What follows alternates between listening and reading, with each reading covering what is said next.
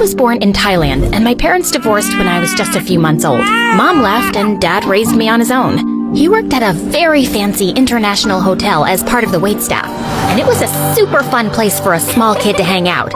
I spent days playing in the pool, learning to say hello in a million different languages, and every time I was hungry, I just had to turn my puppy eyes to the cook. Here, the clients didn't even touch it. They said the salad was too green.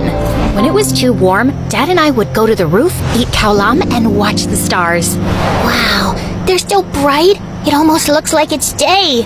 But the brightest star is sitting beside me.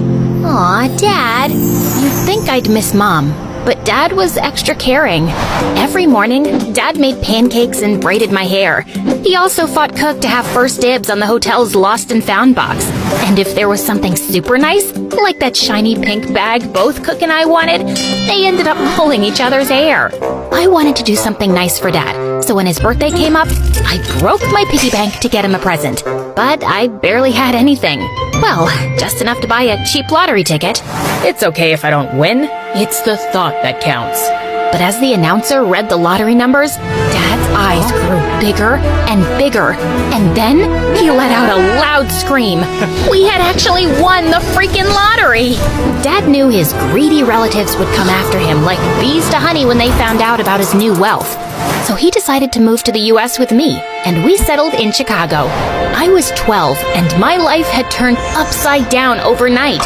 America was cold, and I wasn't used to Western customs. The first time he took me to a fancy restaurant, there were so many knives, forks, and spoons. What do you mean I can't eat spaghetti with chopsticks? They're noodles! But the biggest change was my dad. He invested the money in very successful startups, and we went from being really rich to filthy rich, and we moved into a massive mansion. Anything you want, you let Sebastian know, and he'll get it for you. Sebastian was Dad's personal assistant, and he was glued to his side. Every time I wanted to spend time with Dad, Sebastian was there too, tall and serious like a scarecrow in an expensive suit. He even went with us to the amusement park and followed us on the roller coaster. Does he really have to be here? Yes, I need him to hold my tie down so it doesn't flap in the pictures. Gosh, just buy a tie clip.